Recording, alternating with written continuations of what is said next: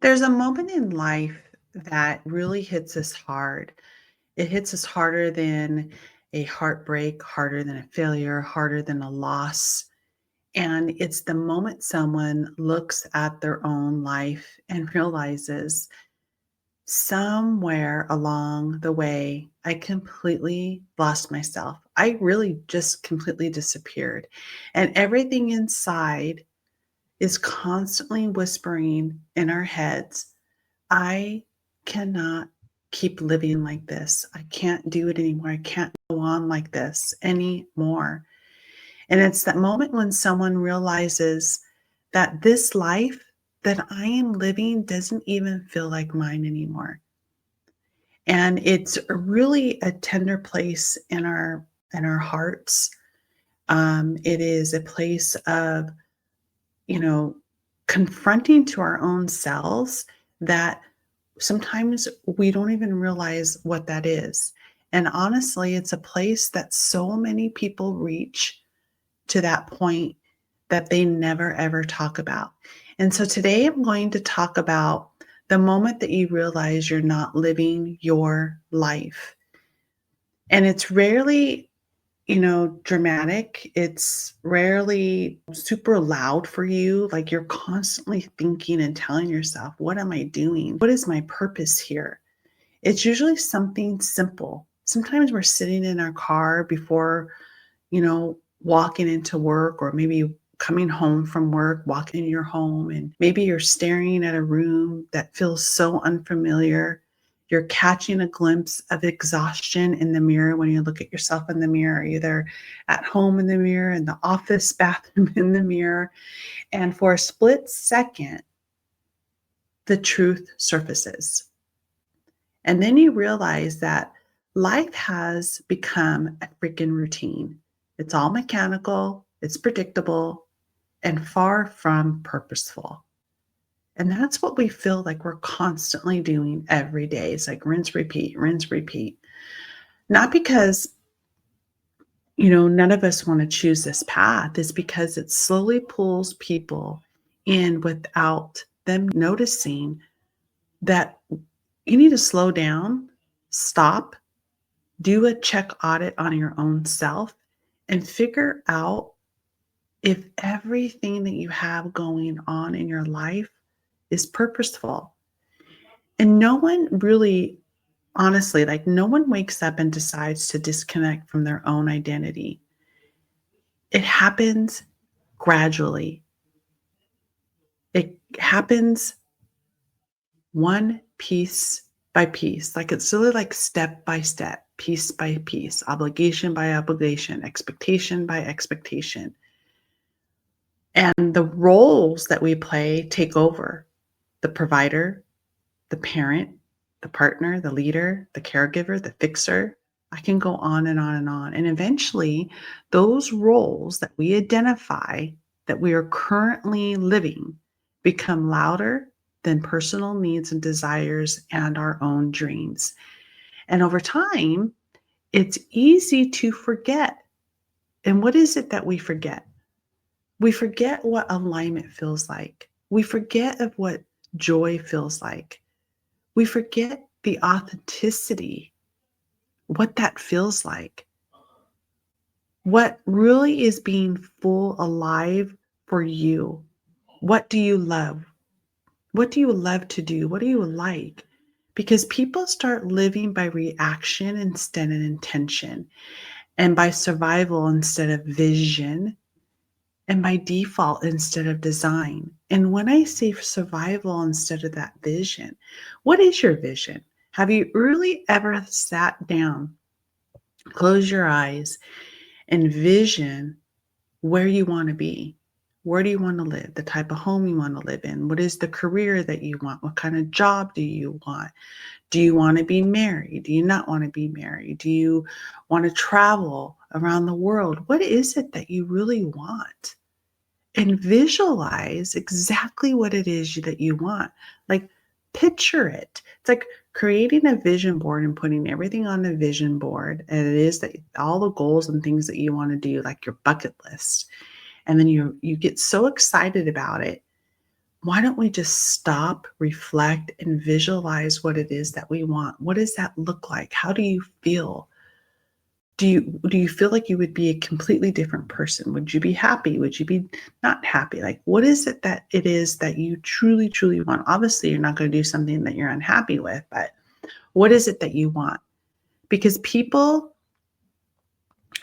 are scared of failing, and we are human. Instead of looking at the good of something, of the outcome of being positive, the outcome of being the creation or what it is that you want to do, that outcome is good, we think about what could go wrong, or what happens if I fail? What happens if I don't like it? And you think about all the negative side of it instead of saying, what happens if everything went the way I wanted? All the visions that I was thinking about of what it is I want starts to come into fruition. Because there's a unique heaviness that comes when realizing life has been running on autopilot. And it shows up in all kinds of different ways. It shows up in where you completely feel numb, right? You've living this life that you haven't been happy with, and you feel resentment, and you're tired of arguing, or you're tired of struggling, or whatever it is, and then you just build up this callus, and then you're just numb from it all. And then you start to feel disconnected from your purpose. And then the sense of going through the emotions is extremely exhausted. And the deep intentional fatigue and the sleep that you lose constantly. And you're saying to yourself, I can't fix this. The guilt for wanting more, even when everything looks fine on the outside. And the hardest part is often that silence around us. And what is that? People don't talk about this because they believe that they shouldn't feel this way, that they have responsibilities and expectations, a life that others assume that they're grateful for, or they're living the life for someone else in the way they want you to live. But at the end of the day, the gratitude and misalignment can coexist. They're not opposites, they are signals. And when something inside keeps whispering to you, there has to be more than this. That whisper deserves to be heard, not to be crushed, put on the shelf, or ignored. My daughter and I, we did such a beautiful, beautiful, powerful interview. She interviewed me for about a little over an hour. And I will be airing that podcast probably in a couple of weeks, but it is so powerful. It is so raw. It is just the experiences that I have gone through, what she's gone through. And it is completely, I can't even begin to tell you how powerful it is. And I'm super excited to share and air that episode, because we do talk a little bit about all of this as what I'm talking about. Because when the realization for yourself hits, it hits hard. The next step isn't to blow life up. It's not to run. It's not to start over from scratch because you feel this identity. The first step is to simply be aware. It's the awareness. The moment of clarity, the one that feels uncomfortable, is actually the beginning of your shift. And don't be scared of that beginning of the shift, because it is pushing you forward, because you're telling yourself enough's enough, and you know it is, but you keep ignoring it. The body absolutely knows the misalignment long before the mind does, guys. Your body will know before your mind accepts it. From there, everything starts with one simple question. If life felt aligned, what would begin to change? I want you to ask yourself that. If your life was fully aligned, what would begin to change? The answer really isn't difficult. It's really where you have to think about more of the boundaries, more of the rest, more of the being honest with yourself, more truth, more space to really think for you, more courage to say, this no longer works for me. Little shifts that accumulate, little choices that reconnect, little moments that turn into a new direction for you. That's how people return to themselves. They return to themselves slowly, intentionally, and with compassion. Because awareness is not a breaking point, it's an opening. It is a beautiful opening to a doorway, a new beginning, a new chapter of your life. Life doesn't get rebuilt in one day, it takes time. But the moment someone realizes that they're not truly living the life that they want to live, that's the day the rebuilding starts. So it's a short episode, but I really want to close with a reminder of grounding truth that alignment isn't a luxury, it is a requirement for life that feels like your own. If something inside is calling for a change, that call isn't wrong. Don't ignore it. That call isn't selfish.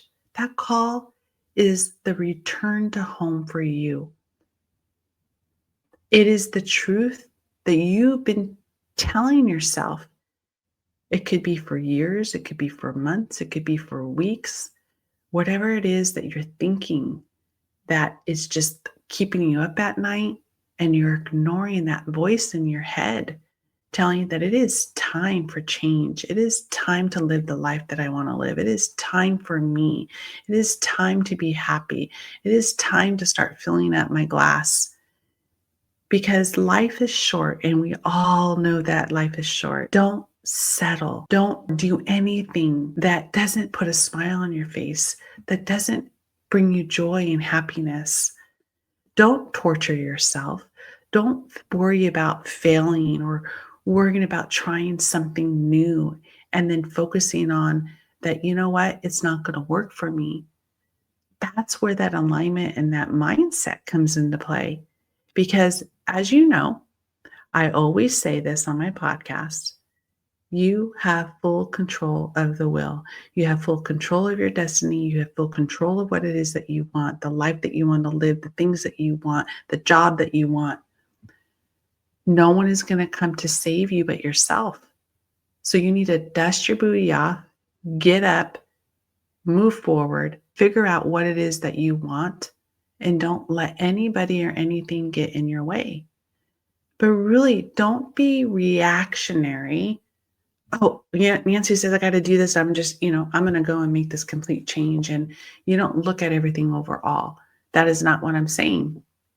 What I'm saying is take a complete audit of your own life, your life that you're living, your attitude, your communication. What kind of love do you have? What kind of support do you have? What type of support are you giving? What are you grateful for in life? Because that's where it starts. And when, about this episode is the moment that you realize you're not living your life. Guess what? Why aren't you living that life? And again, as I said, somewhere along the way, you disappeared and you kept living the life that you knew there was no purpose behind it, that you didn't love, and that you were just settling. I hope this episode resonated with you. Please share it with a friend, a colleague. I would be so very grateful for continuing likes on my podcast with Spotify and Apple. Helps really grow my podcast. And I so appreciate for all my existing listeners and all my new listeners are coming my way. I see my podcast growing, and I am so very, very, very grateful. I want to thank you for spending this time here with me. And again, I want you to sit down and do a complete audit of yourself, because this is something that can steer a new beginning that is so powerful for you. Don't figure out how you're going to get there and what you're going to do.